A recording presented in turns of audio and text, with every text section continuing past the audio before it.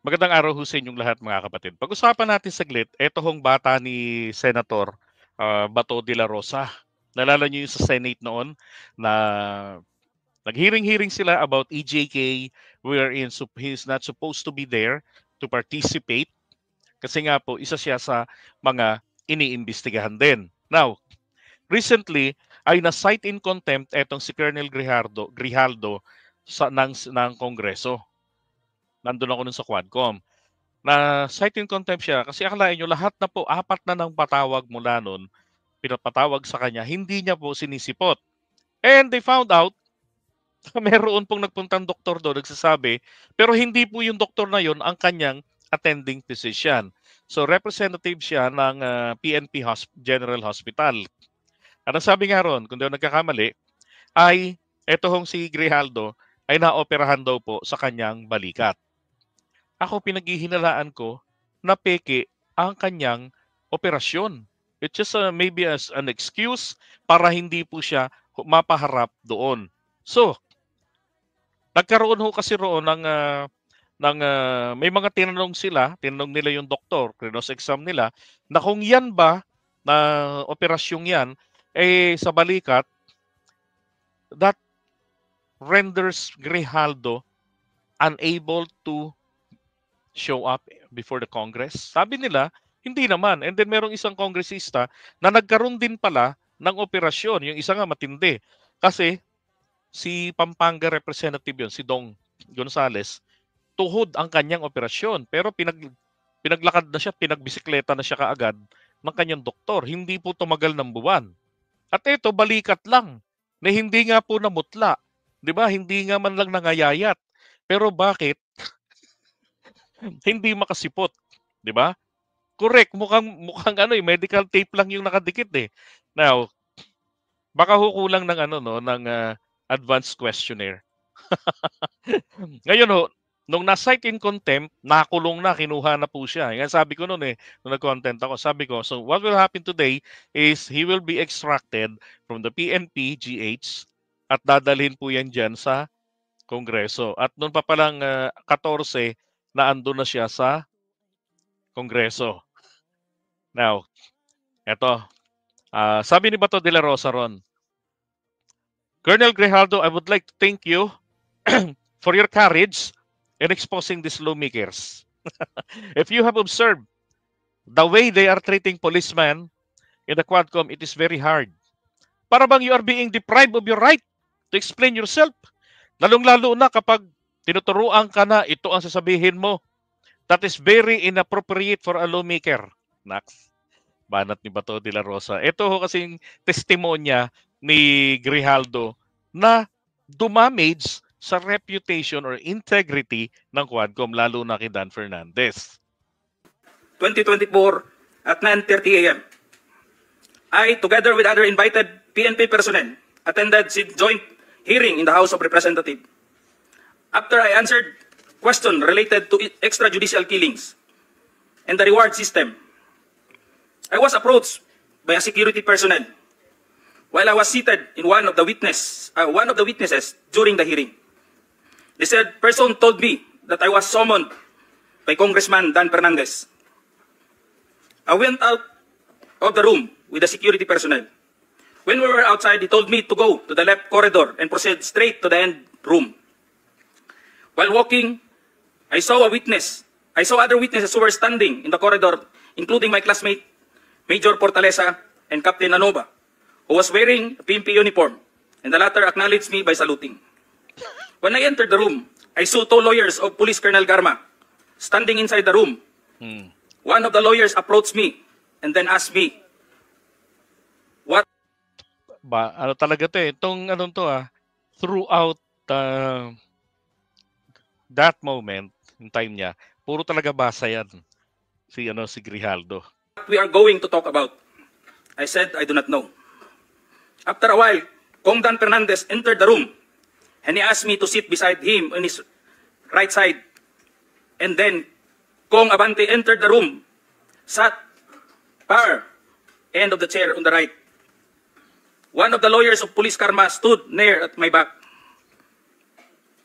Kong Dan Fernandez put the paper he was holding on the table and told me, ito ang sasabihin mong statement na ito.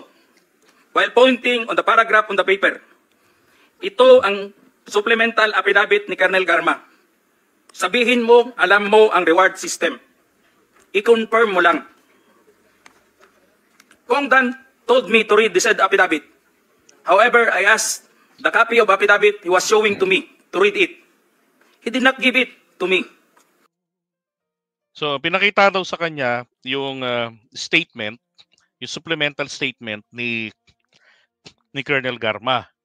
Na binabanggit kasi doon yung reward system. Sabi sa kanya, ito yung sinasabi ni Garma, ikumpirma mo lang na merong reward system. Kasi kinakailangan merong makuha silang corroborative statement. Meron pang isang o dalawa na magpapatunay. Ganon. So yun daw yung pinagagawa sa kanya. Pero hindi daw po binibigay sa kanya. Sabi sa kanya, basahin mo lang. Hindi raw binibigay sa kanya. The lawyer of Police Colonel Garma said, ikaw lang ang pwedeng magsabi niyan, sabi ni Colonel Garma. I was puzzled and I asked myself, why me? I respectfully told him that I cannot confirm. They are saying as I have not read the affidavit. We went silent for a while. And then Kong Dan Fernandez said, while holding the affidavit, saan ka pwede? Dito, noong 1999, about DDS, alam mo to, pulis ka na sa Davao nito. I politely told him that I was not still with the PNP because I was working with the Bureau of Jail Management and Penology in 1999 that time. After some time, Kong Abante asked me how many years do still I have with the PNP. I answered, I still have 4 years before my retirement. Then he made the remark, pwede ka pang maging general. I humbly responded to him, masaya na ako sa ranggo ko, sir. Pagkatapos nito, sir, uuwi na lang ako. At magtatanim na lang ako ng kamote sa amin. Dito ako natawa na sabi ko, ganon, you were a colonel, and then after your retirement, magtatanim ka ng kamote. Hindi, ibig sabihin, kontento na ako sa buhay, normal na buhay na lang ako, asa na lang ako sa pension ko, diba, after retirement.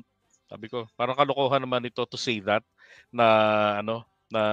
pero ang ini-imply niya kasi rito, ino-offeran siya ng promotion na ganito yan ipapopromote ka namin kay PBBM. Kasi colonel ka, so pag bago ka magretiro, bigyan ka ng ranggo na isa pa para maging brigadier general. Yan. Usually kasi ganyan, kapag hindi mga PMAers, pero may mga pinag-aralan, ang pag retire niyang mga yan, ang rango po nila mga brigadier general. Hanggang doon na lang sila.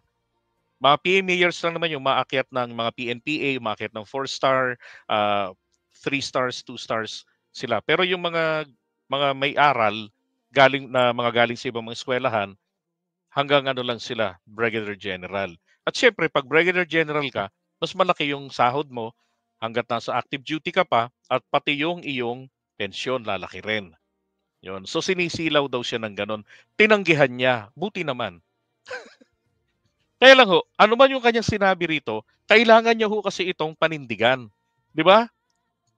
Para masabi na yung may integrity ka talaga, kailangan yan ipinanumpaan mo before the Senate.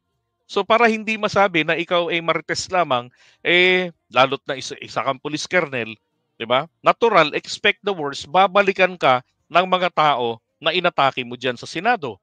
At eto na nga po 'yun. Pinatatawag siya doon sa Kongreso. 4 hong patawag, hindi niya sinisipot.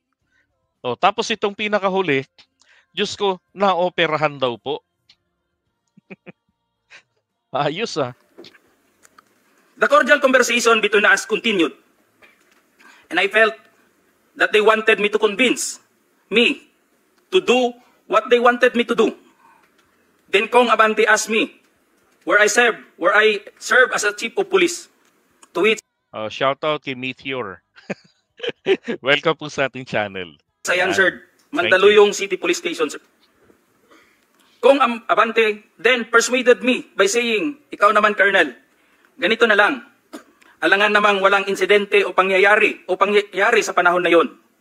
I answered, and I served as a COP in Mandaluyong during the COVID-19 pandemic, and there were less crime committed. And we did not receive any reward from anyone. I added that we only received funds, additional MOA or support fund, from the Peace and Order Fund of the LGU.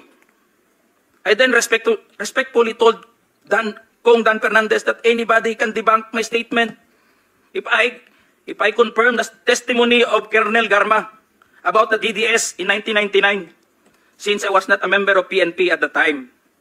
And I have no personal...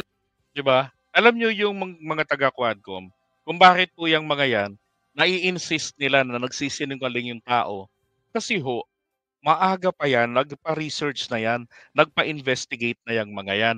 Kaya nga alam nila. And there were instances na, I don't know kung napanood ninyo, meron silang iniimbestigahan na sinasabi nila, o di ba sabi mo hindi mo ginawa, naalala mo, ginawa mo ito, nagpunta ka pa sa ganito, kausap mo si ganito, ito yung pinag-usapan nyo. Di ba? Nalala ko yung kay Colonel Garma. Todo tanggi ng tanggi si Garma noon. Yung mga sumunod na mga hearing, mga oras noon, inisa-isa sa kanya.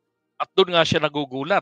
Kasi, parang wala na siyang maitatago, pati bitukan niya, nabaliktad na, nakalkal na lahat. So ano lang magagawa niya? Di ba? Kesa naman sa mag-isa siyang mabubulok sa kulungan, na po pwede naman na baka maging state witness pa siya, ma-pinpoint sino yung promotor, then, dinivulge niya na lahat-lahat ng nalalaman niya. At eto, si Grijaldo, ito yung Chief of Police ng Mandaluyong. Noon pong napatay, etong si dating retired General Yusek Barayuga ng PCSO. Yan, siya yun. Tapos, question din nga yung kanyang integridad roon kasi parang walang nangyaring investigation o ano pa man pagkatapos ng insidente na nangyari. Etong kanyang attacking ganito, kumbaga parang pang bara ito na teka, nadamay nyo ako dyan. Damage ko na kayo. Na ako tinuutusan nyo. Diba? Na magsinungaling. Now, lesson learned ito sa Quadcom. Na wag nyo nang kausapin yung mga may atraso. Diba? I-pin down nyo na lang kung may ebidensya kayo. Knowledge as to the reward system. Additionally, I said, the work of the policeman are noble and requires great sacrifice, even without the reward or award. It is our moral obligation and a call of duty to serve our country and people. Then Kong Dan asked me, si Colonel Garma, anong masabi mo sa kanya sa Barayuga? I politely told him I cannot comment on the case. When I respectfully answered him, Sir, mahirap yan. Kasama kami sa nag-iimbestiga at hindi ko alam kung anong kinalaman niya at may investigasyon din sa amin, baka ma-incriminate ako, sir. After the discussion, they did not give me a copy of the second affidavit of Police Colonel Garma. I felt that I disappointed them. Kong Dan Fernandez and Kong Abante left the room, while I and the two lawyers of Police Colonel Garma stayed in the room for a while. I presume that they are about to present the second affidavit of Police Colonel Garma. I asked the two lawyers of Police Colonel Garma why they have chosen me. They did not answer me and just stared at me. And that I went back to the hearing room. When I went back to the hearing room, I immediately called the attention of Police Colonel Lito Patay, who were sitting behind the witness table. We proceeded at the back of the lobby area when they suspended the hearing. I confided and discussed to him what happened in the room with Kong Dan Fernandez and Kong Abante and the two lawyers of Police Colonel Garma. That's all, Mr. Chair. Thank you, Colonel Grijaldo. Police Colonel Grijaldo, nilipat din pala sa House of Representatives sa kanila po ng kanyang medical condition. Sen, meron po kayong shinare na larawan sa inyo pong Facebook at nag-viral po ito. Sobra talaga, MJ at Admar. Sobra na yung ginagawa nila. Yun nga, kinisyon ko pa rin nga yung aming liderato sa Senado, no? sinabi ko, alam nyo, pag ganito palagi mangyayari, chances are yung mga tao na who are trying to seek redress dito sa Senado because of the abuses that they are experiencing from the lower house, ay mawala na ng pag-asa sa buhay dahil iniisip na, titingnan Oh, nila. Pumunta ako sa Senado, nagsalita ako ng katotohanan para malaman ng taong bayan kung anong nangyayari. And yet, hindi ako kayang dipinsahan ng Senado. Ngayon, ito, nirisbakan ako ng House of Representatives, kinulong ako ngayon dahil galit sila sa aking pagsawalat sa katotohanan. So ngayon, imbis na iniisip ng mga tao, no, because alam niyo, iniisip ko ito eh. Dire-diretsong ganyang sinasabi ni Senator Bato de la Rosa. My thought is this. I was thinking of, did he really spoke with Grijaldo? Nakausap pa niya talaga to? Di ba? O invento lang ni Bato de la Rosa yan? Kasi nga ho, why I'm saying this, takot po si Bato de la Rosa na pumunta ng House of Representatives. Oh, kasi sabi niya, di ba?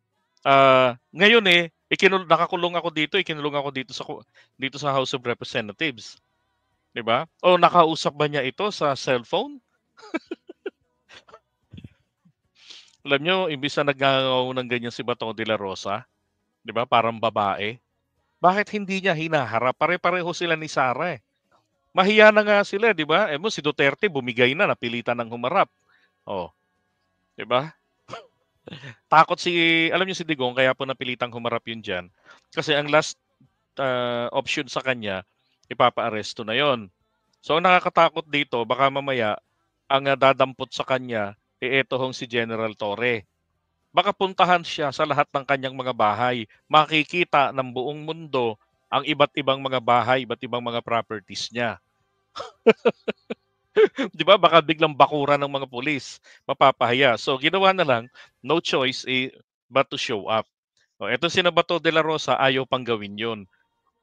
Meron pa siyang nakakuha ng kakampi na ang diskarte nila ay pataguin. At eto na nga, may operasyon pa pala.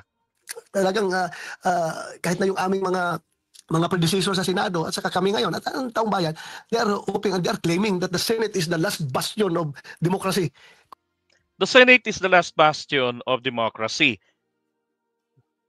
It's a case-to-case basis. Depende kung sino ang mga laman ng Senado. Kung ang lahat ng ibang mga ahensya ng gobyerno ay nawawala na ng saysay sa kanilang demokrasya, pero ang Senado ay nandyan para mangingibabaw ang demokrasya sa buong Pilipinas. Pero with what is happening, baka magdalawang isip na ibang tao na hindi na ako pupunta sa Senado, hindi na ako magsalita dyan ng katotohanan, hindi pala ako kayang dipinsahan. Ngayon tuloy, ako tuloy ngayon nirisbakan dito sa mga tinamaan sa aking pananalita, pawang katotohanan at tama lang na kinulong tuloy ako ngayon dito. So ako masakit para sa akin na parang bang ganun na lang sila ka-powerful at ang Senado ay Extrajudicial witness.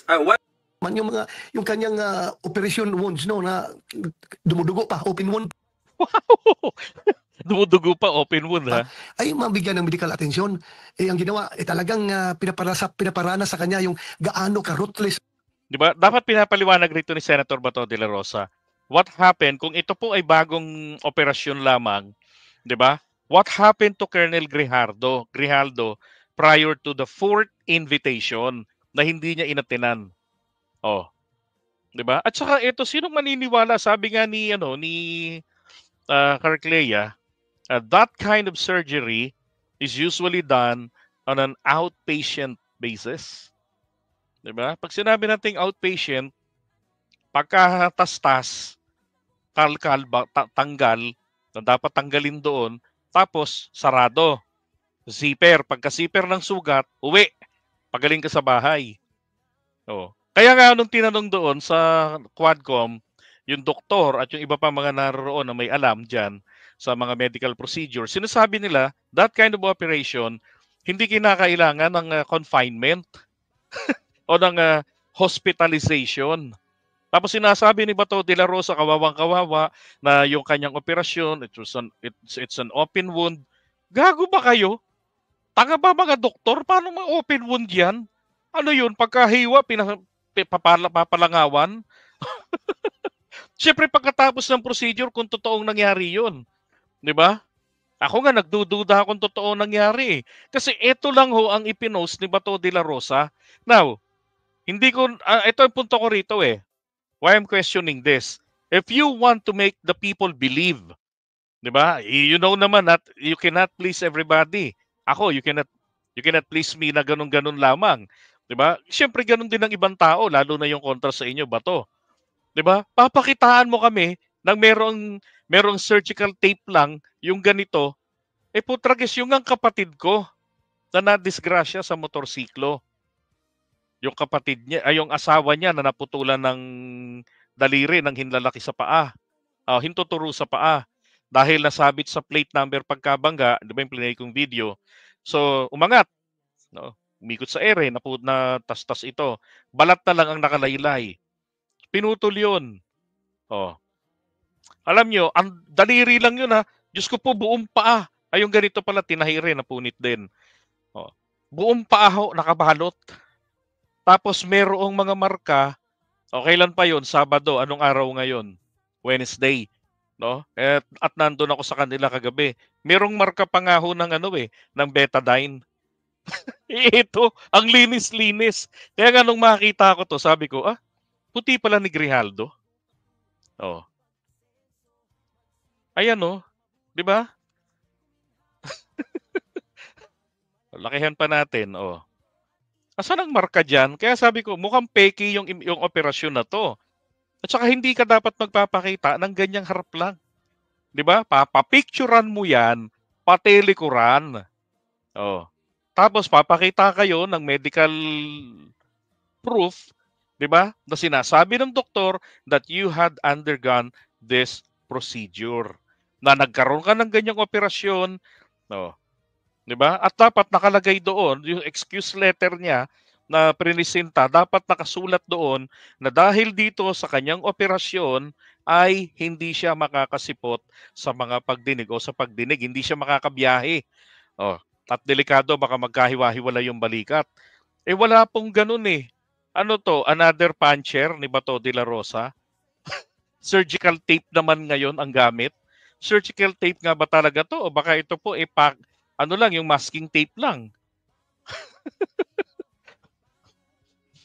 'Di ba? Kalokohan eh.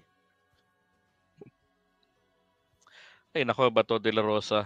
Ang House of Representatives, kinulong siya doon sa kulungan ni, yung kinulungan Ito pa. Yung pinagkulungan daw ni Zulaika. kay Atty. Zulaika Lopez. Ganun, gusto lang talaga nilang mag-power tripping ba na ikaw, gumawa ka ng nakakasama sa amin, kaya magdusa ka, kulong ka namin dito. Hindi mo lang dinala sa ospital. So sobra kaya nasabi ko, kung ako ang chief PNP. Hindi po. Galing po sa hospital na PNP, sinasabi kasi nila, ang operation na yan ay sa PNP General Hospital. Tapos merong representante ng hospital ang nagpunta sa Quadcom at pinapaliwanag kung bakit hindi nakadalo para i-excuse. Kasi nga naoperahan daw. So, question siya. Sinabi niya, I am not his attending physician. And besides, bakit ka magdadala doon ng papa-excuse mo, hindi naman nakalagay doon na itong procedure na to, pag ang resulta nito, magiging bawal sa kanya ang bumiyahe-biyahe. Doktor yata to si si Carclea. No, Lola, Tita. Carclea. 'Di ba? O sa mga may background sa medical dito, pag naoperahan ba sa balikat, malulumpo? Mabibinat ba kapag naoperahan sa balikat? 'Di ba? Walang bandage. Balikat. Kasi kapag dito na banda yan, no, tapat nito banda, hindi na po balikat yon, likod na po tawag doon. Pag balikat dito. Kaya hinahanap ko, dapat may betadine na marka dyan. Lalagyan yan kahit na nilinis na yan. Nurse pala eh. Nurse pala. Si Doc Marichan, wala rito eh. Tatanungin ko rin yun. Nasa Japan naman yun. Kasi baka iba naman sa Japan. 'Di ba? Invisible yung betadine. Ang lakas mangloko ng mga lintik na ito. Alam niyo kung bakit po? Kung bakit yung hindi nilagay na hindi siya maaaring bumiyahe-biyahe. Kasi po, alam po ng doktor na kapag nilagay niya yon, yung certification na yon, pwede pong masuspindi siya, madali ang kanyang lisensya. 'Di 'di ba? At pagtapos ng issue na 'to, baka ano na lang siya, Doktor Kwak-Kwak na lang ang ending niya dahil lamang kay Labato, dahil lamang kay Grijaldo na pinagtakpan niya. Kasi mako-question siya. Alam ko merong medical organization para sa mga surgeons, 'di ba? Sa mga doktor. Pwedeng ikatanggal ng kanyang lisensya 'yan. Nung sasabihin mo yung taong inoperahan mo, nilagyan mo ng mga ganyan, hindi makakabiyahe. Kalokohan. Yun nga kapatid ko eh. Putol yung buto rito, yung dulo ng clavicle. Putol. Oo. Naangkas pa nga ng anak ko sa motor kahapon para makuha niya yung kanyang Christmas gift sa eskwelahan na pinapasukan niya. Ilang kilometro rin yun. May mga 5 kilometro yun. Mukhang di ba mapagkakatiwalaan.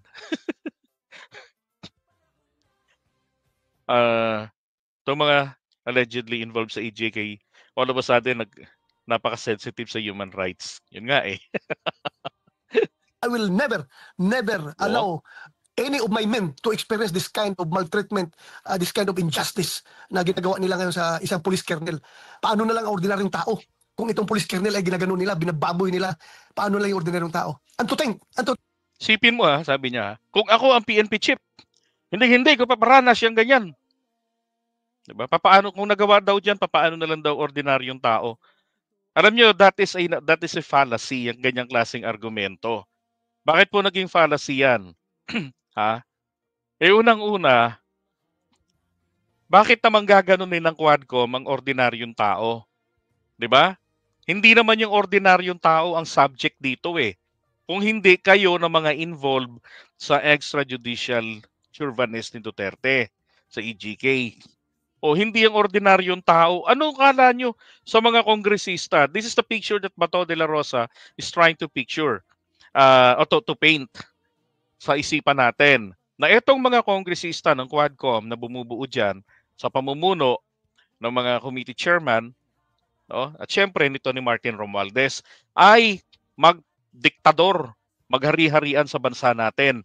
At maging nakakatakot sila na kung sino na lang ang maisipan nila ay bibintangan nila. Yun ang kanyang sinasabi at ipakukulong nila nang walang habas. Ganun-ganun lang.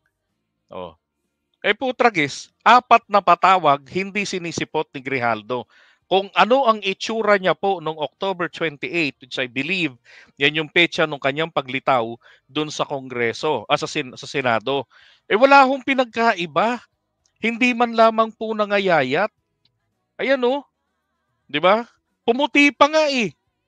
O baka sa ilaw lang. 'Di ba? Mukhang nakapagpagupit pa nga. 'Di ba? Bato de la Rosa naman, niloloko mo pang taong bayan eh. Teka, Edmar, MJ, yung power of contempt ng Senado at ng lower house, ng Kongreso in general, yan, ang rational behind yan is to make sure na siya ay makaka-attend sa hearing. Yan ang power of contempt yan. Just in case, sabi mo, umiiwas sa hearing kasi nandun sa hospital, inoperahan ng shoulder. Kung gusto mo siyang mag-appear, ang pag-cite mo ng power of contempt is for him to force him to appear before the hearing. At kung wala na kayong hearing, natapos na, nag-wrap up na yung hearing,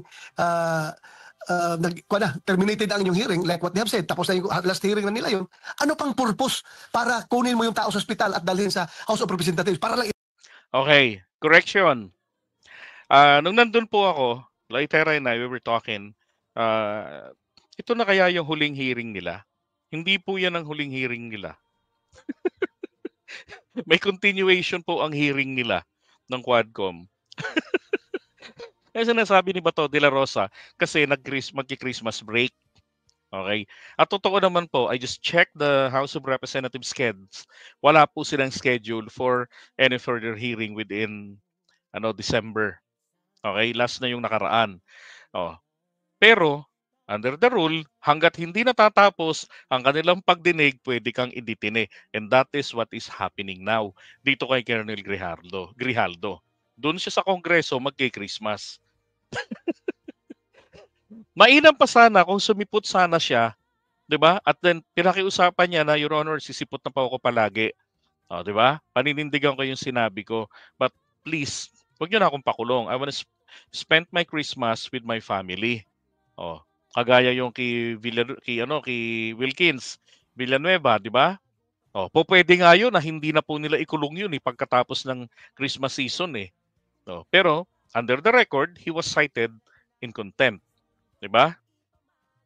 Nako, bato. Ipakita mo yung power mo over sa kanya, mali po yun. Natural. Ibinabastos kayo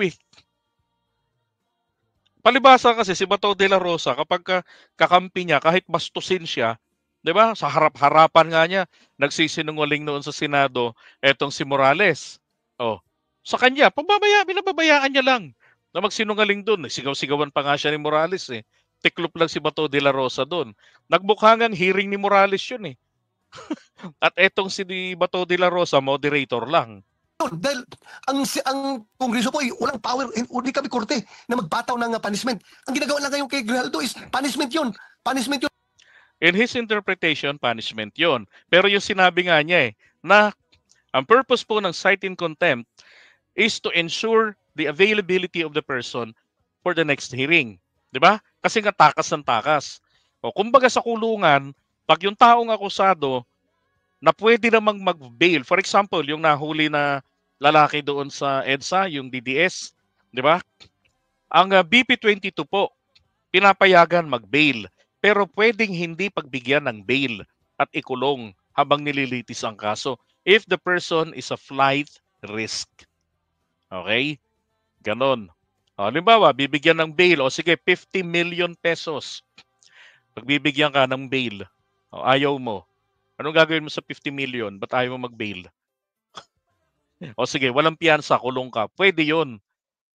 Ngayon, dito naman, since ang House of Representatives and the Senate, wala po silang bail, wala silang ganong sistema na pwedeng yung na-cite in contempt, pwedeng magpiyansa ng kayamanan bilang si panigurado nga harap ako sa susunod. Naturalmente, ikukulong ka. 'Di ba? At hindi yan parusa. Kasi wala naman silang desisyon na ikaw ay nilitis nila, na ikaw ay pinaparusahan nila dahil may nilabag ka. Ito ay dahil po sa iyong paglabag na sa obligasyon mo na humarap. At ang kanilang sistema diyan ng Kongreso, maging ng Senado, silang ayunan na ng Korte Suprema yan long time ago. Ang na-question lang dito ay yung ginawa ni Senator, yung sino nga yung nandudura, yung taga-Subic, taga-Sambales, si Richard Gordon, na umabuso na siya. Wala na kasi po na tinatawag doon na due process.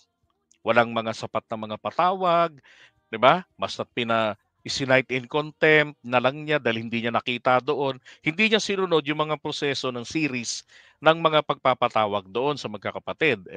Nung pinahuli niya, o di yun. Anong nangyaring desisyon ng Korte Suprema? Doon lang naman ang issue ron Pero hindi po sinabi ng Korte Suprema na illegal ang pag-detain. Wala silang sinabing ganon. Sinabi lang nilang mali ang ginawa ni mali ang ginawa ni Dick Gordon dahil po sa issue ng due process. Correct po, merong warrant of arrest yung vlogger. Tama po yun. Ito, walang warrant of arrest. Tama rin po yun, walang warrant of arrest. Pero ang issue po dito, meron ba kayong kapangyarihan mag-cite in contempt? Meron. Diba? Ano ang pwedeng gawin nilang parusa o kapalit doon sa cite in contempt? Diba? I-detain nila. Ilan na bang question ang ginawa nila sa Korte Suprema? Ang tagal-tagal na ng Quadcom. Hindi nagsasabi ang Korte Suprema na hindi pwedeng gawin yan. Kasi po walang kwenta ang cite in contempt. Diba? Sinite mo in contempt para magpakita uli. Kung hindi magpakita, paano yon? Diba? Wala rin. Ano gagawin mo? Dadalhin mo sa korte. Ipapadeclare mo ng cite in contempt. Tapos sabihin ng korte, sige, cite in contempt yan. Arrestuhin. Di ganun din yun. Di ba? Kulong yan. Kulong din. Ganun din yun.